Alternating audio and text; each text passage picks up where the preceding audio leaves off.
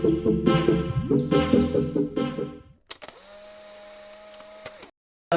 warahmatullahi wabarakatuh. Perkenalkan nama saya Nurul Hidayat. Perkenalkan nama saya Chandra Wijaya. Perkenalkan nama saya Andi Septian. Perkenalkan nama saya Hopir Notra Putra.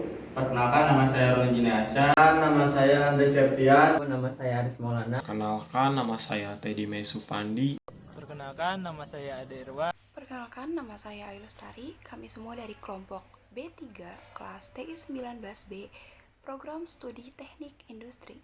Apa sih lingkungan kerja fisik? Lingkungan kerja fisik adalah keseluruhan atau setiap aspek dari gejala fisik dan sosial kultural yang melindungi atau mempengaruhi individu. Pengarudin 2002 lingkungan kerja fisik adalah segala sesuatu yang ada di sekitar para pekerja yang dapat mempengaruhi diri dalam menjalankan tugas-tugas yang dibebankan. Misalnya penerangan suhu, penerangan ruang gerak, keamanan, kebersihan, musik, dan lain-lain.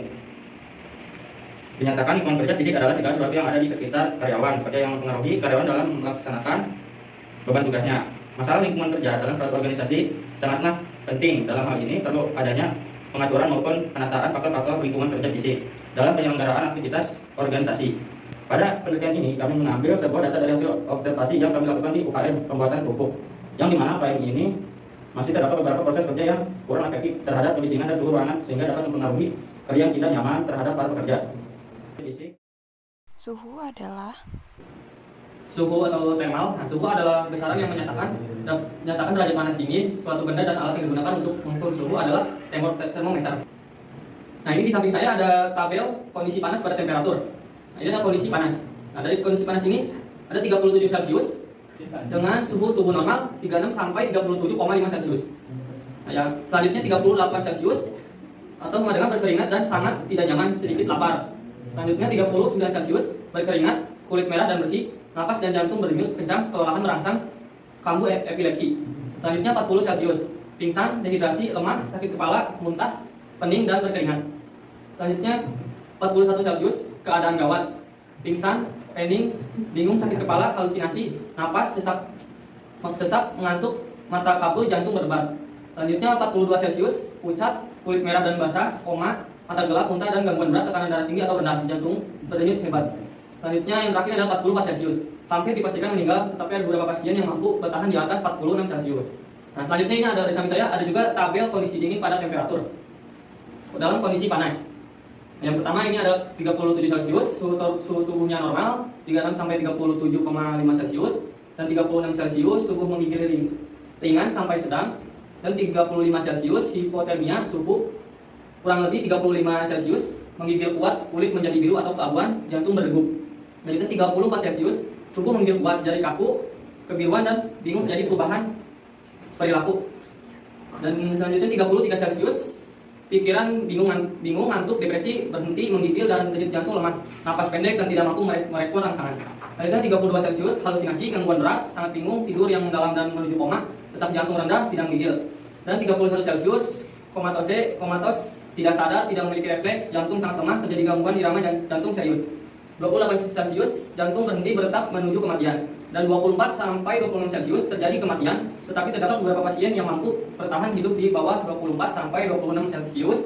Nah, setiap manusia memiliki kemampuan beradaptasi di temperatur yang berbeda-beda. Ada cenderung kuat di udara dingin, dan ada juga cenderung lemah di temperatur panas. Oleh karena itu, temperatur atau suhu ruangan penting untuk diperhatikan. apa sih kebisingan itu? Gangguan-gangguan seperti apa yang mempengaruhi kebisingan? Ya, di sini saya akan menjelaskan tentang tingkat kebisingan. Tingkat ambien kebisingan, background noise level atau tingkat latar belakang kebisingan adalah rata-rata tingkat suara minimum dalam keadaan tanpa gangguan kebisingan pada tempat dan saat pengukuran dilakukan. Jika diambil nilainya dari distribusi statistik adalah 95% atau L95. Tingkat kebisingan boleh jadi salah satu hal yang amat diperhatikan oleh sebuah kantor. Hal ini dikarenakan tingkat kebisingan disebabkan oleh banyak hal, di antaranya adalah langkah kaki, mesin, dan pembicaraan. Tingkat kebisingan tinggi akan berpengaruh pada ketenangan bekerja. Nah, di sini ada menurut Peraturan Menteri Kesehatan Nomor 71 Kemenkes. Nah, bentuk kebisingan adalah terjadinya bunyi yang tidak diinginkan sehingga mengganggu dan atau dapat membahayakan kesehatan. Bising ini merupakan kumpulan nada-nada dengan bermacam-macam intensitas yang tidak ini sehingga mengganggu ketentraman orang, terutama pada pendengarannya. Nah, ya.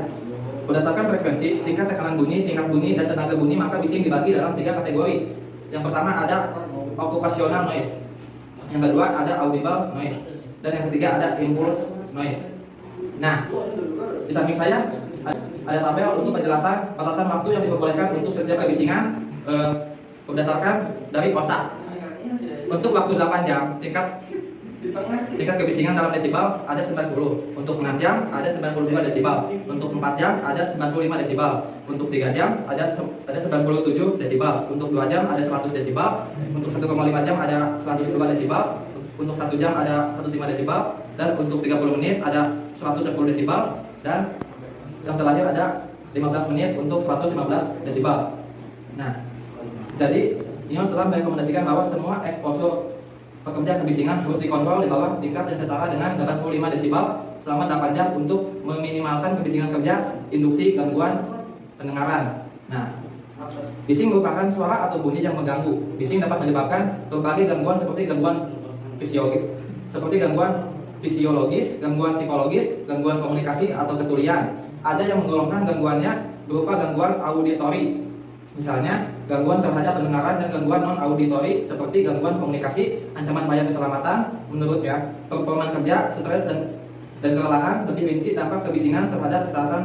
Bising merupakan suara atau bunyi yang mengganggu. Bising dapat menyebabkan berbagai gangguan, seperti gangguan fisiologis. Pada umumnya, bising bernada tinggi sangat mengganggu, apalagi bila terputus-putus yang datangnya tiba-tiba. Bising dengan intensitas tinggi dapat menyebabkan pusing dan sakit kepala. Lalu kedua ada gangguan psikologis. Gangguan psikologis dapat berupa rasa tidak nyaman, kurang konsentrasi, susah tidur, dan cepat marah. Ketiga ada gangguan komunikasi. Gangguan komunikasi biasanya disebabkan masking efek bunyi yang menutupi pendengaran yang kurang jelas. Keempat, gangguan keseimbangan. Bising yang sangat tinggi dapat menyebabkan kesan berjalan di ruang angkasa atau seperti melayang. 5. Efek pada pendengaran. Pengaruh utama dari bising pada kesehatan adalah kerusakan pada indera pendengaran yang menyebabkan tuli, dan efek telah diketahui dan diterima secara umum dari zaman dahulu. Pencahayaan atau iluminasi adalah penggunaan cahaya yang disengaja untuk mencapai efek praktis atau estetika. Pencahayaan mencakup penggunaan kedua sumber cahaya buatan seperti lampu serta penerangan alami atau seperti cahaya matahari. Pencahayaan dalam ruangan biasanya dilakukan dengan menggunakan lampu dan merupakan bagian penting dalam rancangan dalam ruangan. Pencahayaan juga bisa menjadi komponen intrinsikik dalam satu proyek landscape. Berikut merupakan hasil pengukuran yang kami peroleh. Ada hasil 5 pengukuran. Yang pertama adalah pagi hari, yang kedua siang, yang ketiga sore, yang keempat malam. Karena setelah kami wawancara suaranya kadang ada lemburnya. Oke, pada kondisi pertama kebisingan kami ukur terdapat 65, dB. Itu kebisingan pada suara mesin. Lalu suara pencahayaan pada kondisi pertama yaitu 130 cd. Lalu suhu ruangan ada 31 derajat Celcius. Lalu suhu pencetakan kerupuk 37 derajat. Lalu suhu penggorengannya adalah 45 derajat. Yang kedua, kondisi kedua siang hari kebisingan bisa mencapai 79,2 dB. Lalu pencahayaan 150 cd. Lalu suhu ruangan bisa 31,8 derajat Celcius. Suhu pencetakan 37 derajat Celcius. Suhu penggorengan 45 derajat Celcius. Kondisi ketiga, sore hari kebisingan bisa mencapai 79,2 dB, pencahayaan menurun 131 cd, lalu suhu ruangan 29,5 cd, suhu pencetakan stabil 37 derajat Celcius, lalu suhu penggorengan juga tetap stabil 45 derajat Celcius. Lalu pada kondisi keempat atau malam hari kebisingan tetap stabil 79,2 dB, pencahayaan menurun menjadi 90 cd, lalu suhu ruangan 24,5 derajat Celcius, suhu pencetakan 37 derajat Celcius tetap stabil, suhu penggorengan pun tetap stabil yaitu 45 derajat Celcius. Berikut merupakan hasil dokumentasi yang kami peroleh.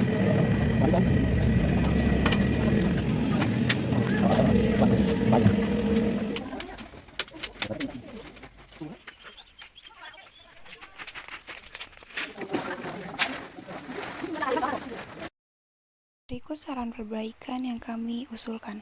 Ini saya akan menyebutkan saran perbaikan pada lingkungan kerja pembuatan pokok-pokok yang telah kami lakukan observasi. Untuk saran perbaikan pada pengamatan yang telah dilakukan oleh kelompok kami mengusulkan untuk memberikan saran penggunaan sarung tangan untuk pembuatan kerupuk. Karena dengan menggunakan sarung tangan, membungkus kerupuk dapat lebih higienis. Dan kelompok kami juga menyarankan untuk pencahayaan lebih banyak lampu agar lebih baik, khususnya di malam hari. Dan jika terjadi pemadaman listrik, kami juga menyarankan untuk memakai genset untuk cadangan pada pencahayaan. saran perbaikan dari kelompok kami, usulkan semoga dapat bermanfaat bagi pemilik UKM. Kemudian dari materi lingkungan fisik kerja yang telah kelompok kami paparkan, bagi kami yang mohon dimaafkan. Wabillahi taufiq wal hidayah. Wassalamualaikum.